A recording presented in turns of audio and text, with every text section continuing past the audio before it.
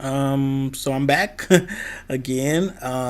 So this video is gonna be talking about something that is always on the back of my mind when I have discussions with other gay men. This is talking about people who use apps and people who don't use apps. So there's this debate that's ongoing since the beginning of the app era, that is, who should use apps, or are apps useful, or who, like, why you use apps or whatnot. So you have one side, which is, well, I'm pro apps for my own reason. I'll tell you why in a second. um you're pro apps are people who are like, yeah, apps are cool, they're useful, I like using them because they're really easy to connect with other people, blah blah blah. Then you have the anti-app users. I'm talking about like apps like, Tinder, Growler, Grinder, Jagged, whatever other ones that are out there. I'm pretty sure there's probably plenty of other ones I don't even know of, but yeah. So this is the main one. Oh, Scruff, another one. Actually, shout out to Scruff. That's like my favorite app of them all. It's actually the least problematic of them. But anyway, that's another subject for another time. So yeah, so you have people who are against, like, oh, apps are so stupid. Only thing is, only there's toxic people on apps, blah blah blah.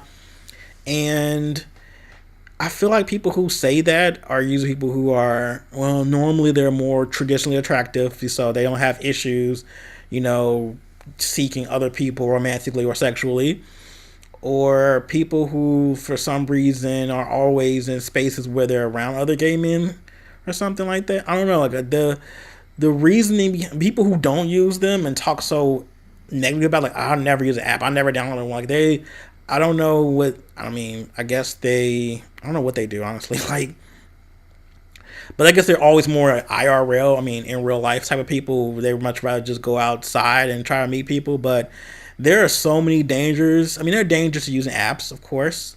Like, it's not danger free, but there are some baseline things there that I feel like are more in place when you use apps versus when you try to just go out in IRL trying to meet people. So, say for instance, you're out somewhere and you see a guy you really like and you think he's cute.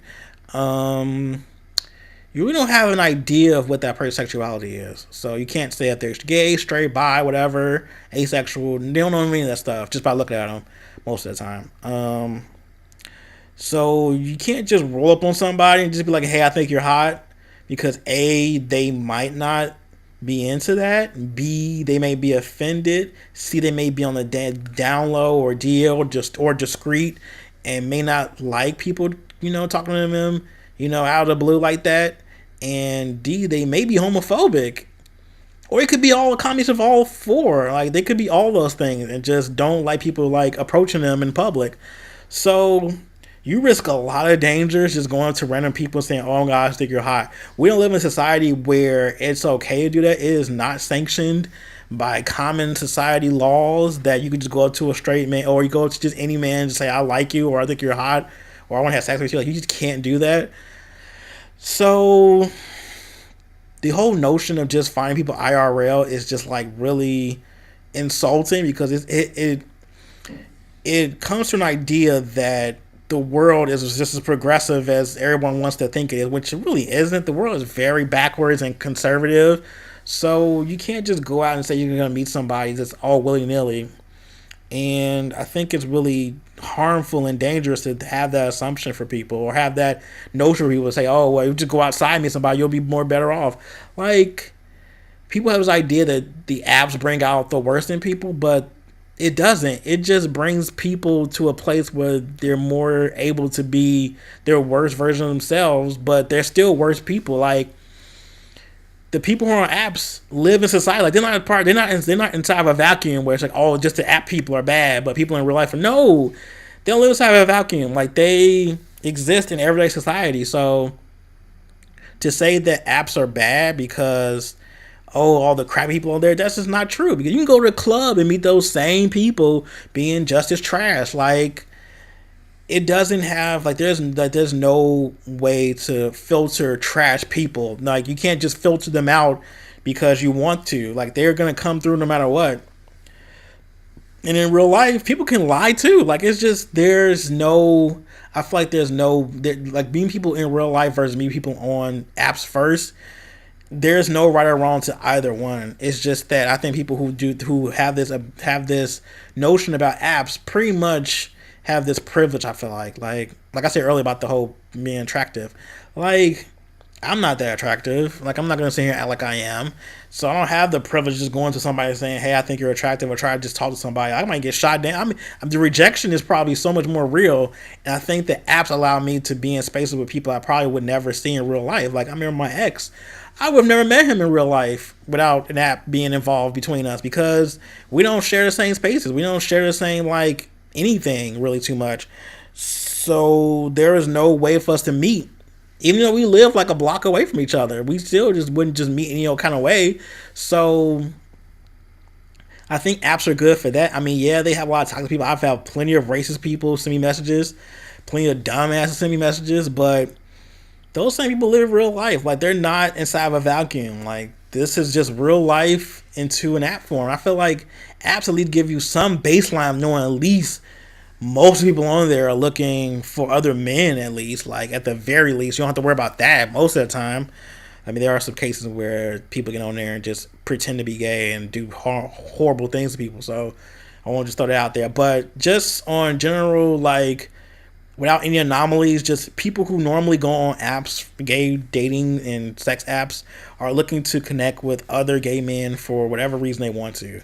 So you just have that baseline there, and then you can look for people who share the same interests as you or share the same, preferences as you as far as visual is concerned. I mean, yeah, the preference is a whole thing in itself, but at the very least, okay, everybody knows who's looking for somebody that's a male or whatever other thing variation they're looking for, or trans or whatnot. But at the very least, we're all here for the same thing most of the time. So that alone is helpful.